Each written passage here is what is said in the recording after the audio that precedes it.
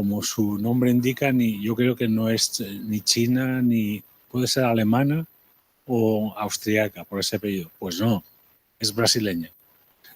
Y peor todavía, ahora no está en Brasil, está en Portugal, ¿vale? Entonces está... y, o sea, eso demuestra la diversidad y la circulación de la gente que estamos trayendo hoy aquí a este workshop. Perdón, pues nada, Monize, cuando quieras. No sé.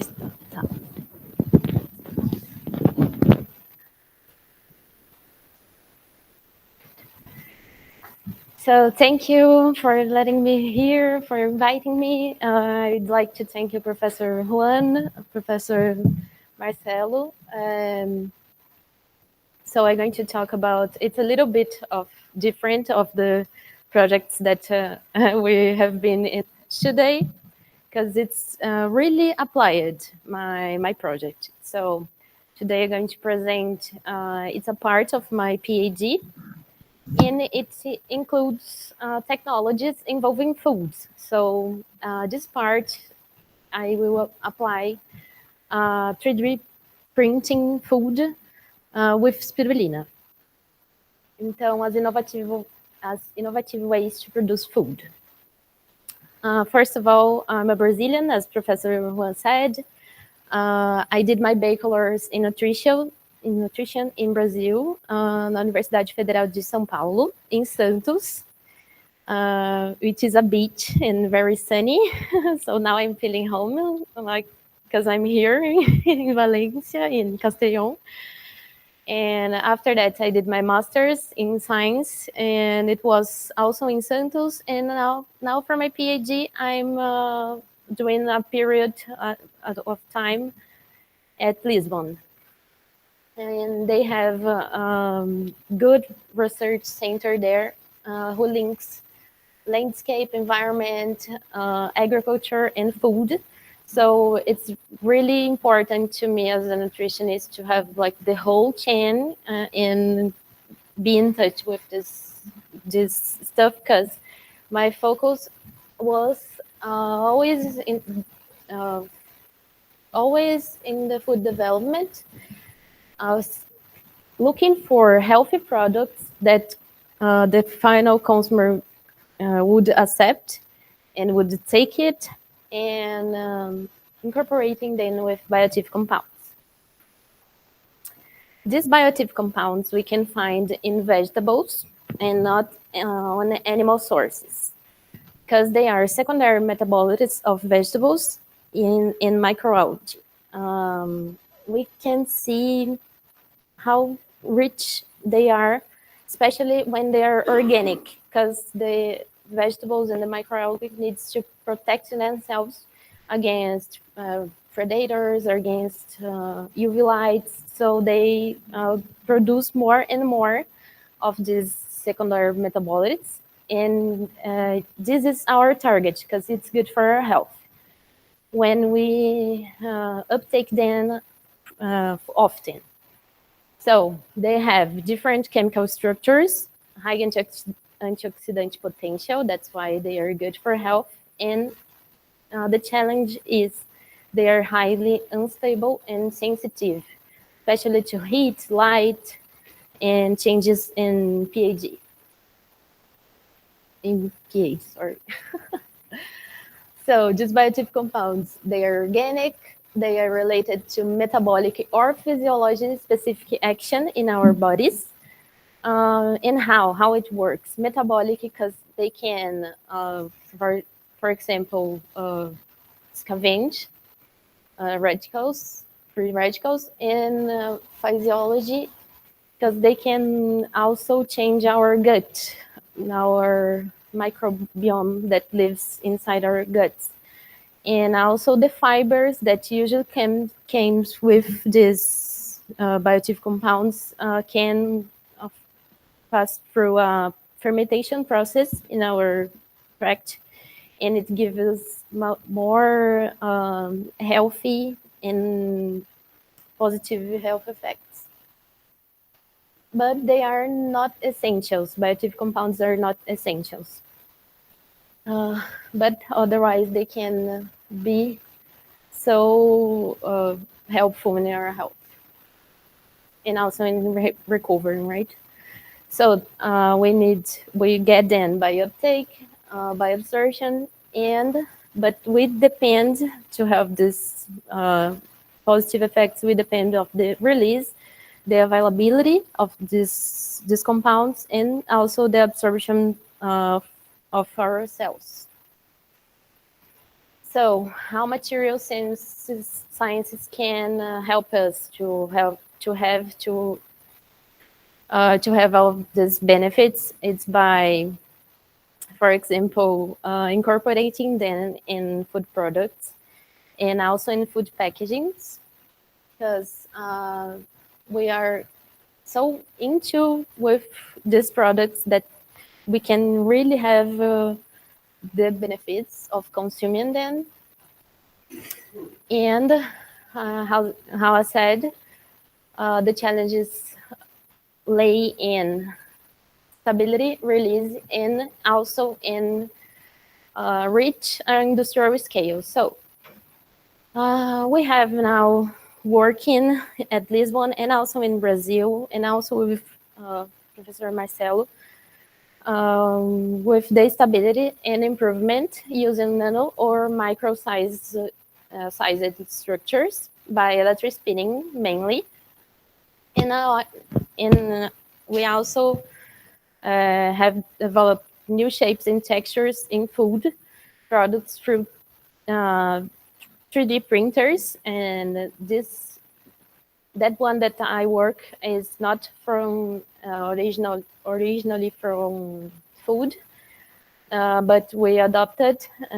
He's a biomedical one, and it's so precise that we can reach really good textures and also develop these food products to specific health conditions, which means like people who went through surgeries and is recovering and needs some like foods, more creamy foods. We can help them to get vitamins and also to have properly hydration, and by creating these shapes and these foods. In this here, I'm going to say about the parameters that affects our results. So the viscosity of the fluids for the electric spinning, the blue part is for the electric spinning, and the green part is the mainly parameters that affects 3D printing. So for the blue electric spinning, blend of the solutions, it matters. Also the viscosity, because when we have higher viscosities, we have nanofibers. That's one here, in a way. The nozzle diameter, the voltage that we are using, the equipment, the feeding rate, all these parameters, and also the distance that we are using between the nozzle and the collector. And if it's a static collector or a rotating one, will affect how the morphology will be at the end of the process. And here I have a film with spirulina, so you can check. It's greenish, and I use it for this film. A corn protein, oxidized polyethylene, and the spirulina, the algae. And here, for the parameters that affects the 3D printing process, we have layer height, viscosity as well of the fluid that we're going to use to create the bioink. Will be printed.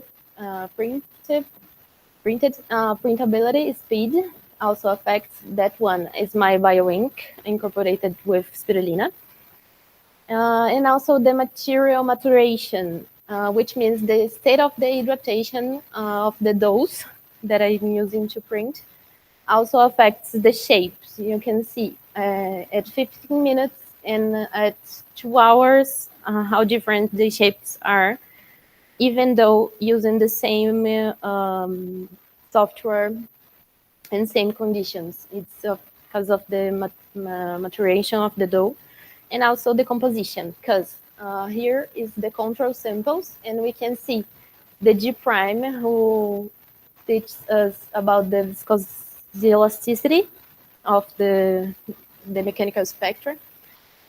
It's stable at some point at 5,000 seconds. It's stable, but when I use spirulina, this curve goes down at some point, and with the residue of the spirulina, which means in my project I use spirulina as a whole biomass.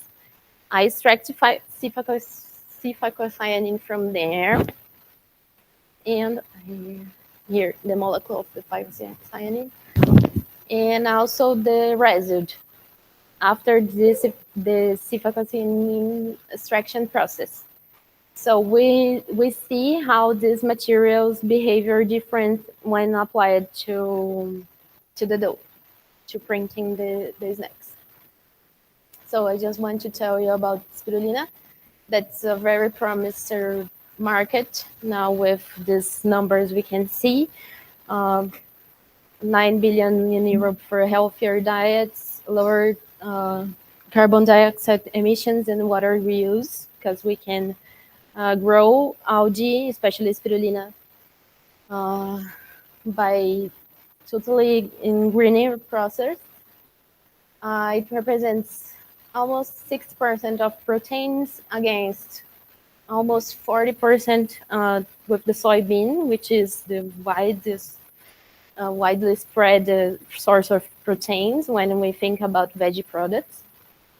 So this really big amount of proteins associated with the cyclophyinin that I showed you here makes this algae so feasible and so good and so attractive to the market, and for applying in the materials as well, because it's biodegradable and it gives us health benefits when uptaking it.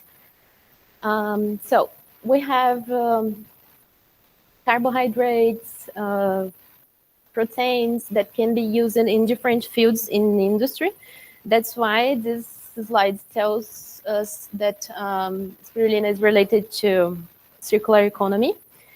And especially now I highlight again the C-phycocyanin, that's the bioactive molecule, because it's really high in antioxidants. So spirulina is related to environment in these 3 points: special, sustainability, economy, and less land use, because of the 6% of the protein that we can ingest. From a food consumer perspective, we have convenience when applied to food, like the snacks that I showed you. Nutritional composition, because it's pretty good, and the health benefits as well, because of the bioactive compounds that are just the soft C-phycocyanin. It's also carotenoids, lipids, and we can substitute artificial colorants, especially the green and blue ones, who is related to the consumer perception, because blue foods are completely unexpected, and so it's influenced the consumer perception. It attracts them. It's usually the synthetic pigments used in the food industry are high variable concentrations, so it's not so standardized. They have adverse effects and also cytotoxicity, genotoxicity, and also are related with the carcinogenesis. And here, I show it to you the snacks. So I printed, and the first pick is the raw dough, just printed. The second one is oven dried, and the third one is steamed. And you can see in the center of the first piece, we have a collapse, and by the results of the rheology, the mechanical spectra, it's because of the viscoelastic behavior was down in some point. So we need to we need to mix the parameters in the machine by using the software to give this more structure to the product. So many science and so many parameters to develop a snack. And also with the two different methods of cooking, we had different, clearly different results in texture. And now we're combining the letter spinning and the 3D printing. So we have that machine, an example of the 3 films with Spirulina. The snack without letter spinning is the control, and here incorporating in the right time, incorporating the films. So we cutted the films and put it in the shape of the snacks. And here you can see that the colors was stable after heating, after the post-treatment. And here we can see even the fibers. It was a good result, but unexpected, because spirulina is hydrophilic, so I expected that perhaps it would spread, but no. And we have this kind of wafer, that you can see the filling like pretty sharp. And here the letter spinning and 3D printing future trends. We have for the letter spinning the possibility of incorporating vitamins like B12 for veg products that usually lacks vitamin B12.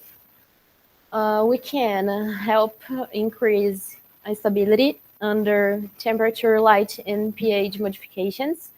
We can also use the films to smart food packaging. So it will be, for instance, packages that can change the color according to the microorganism proliferation into the foods, for example.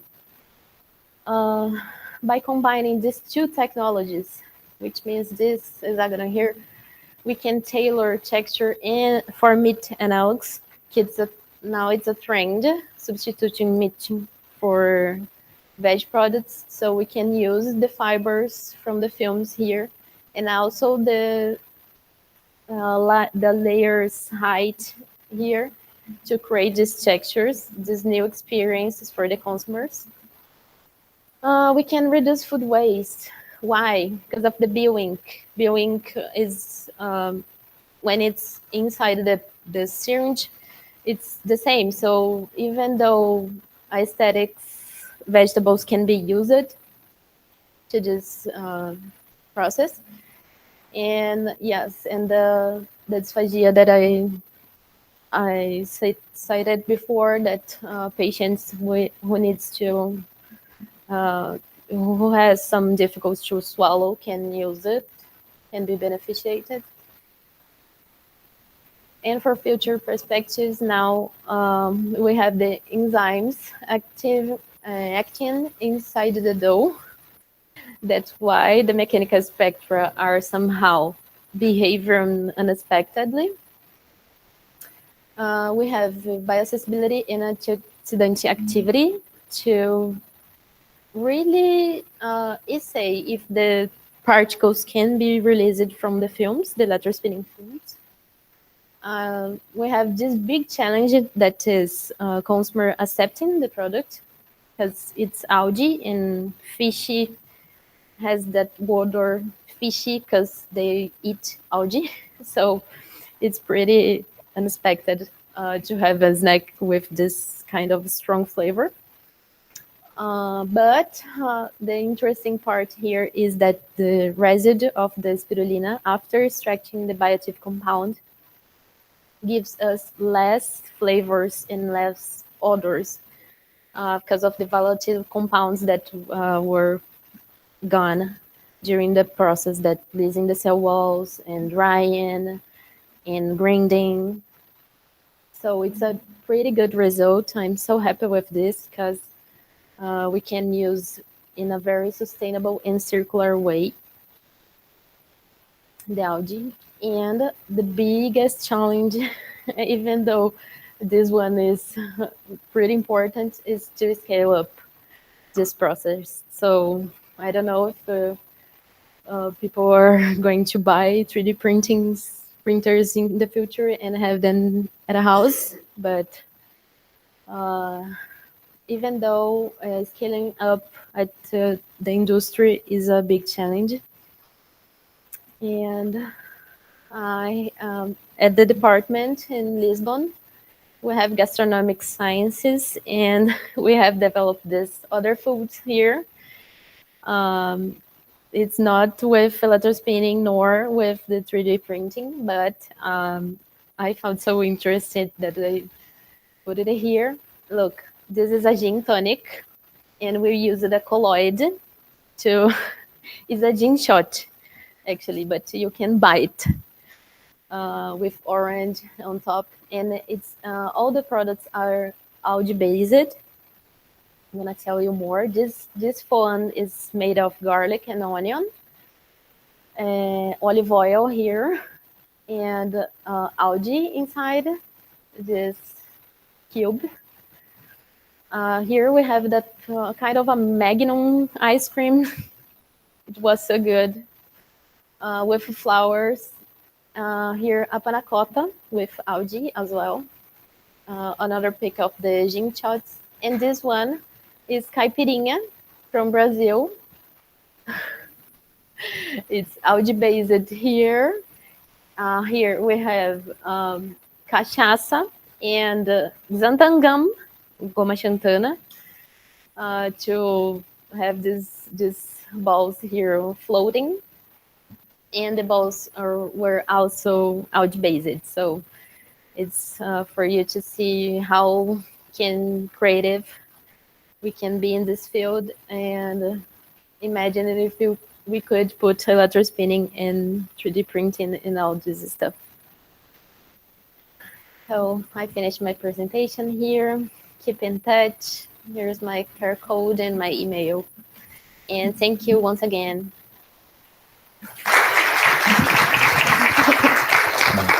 ¿Alguna cuestión, pregunta?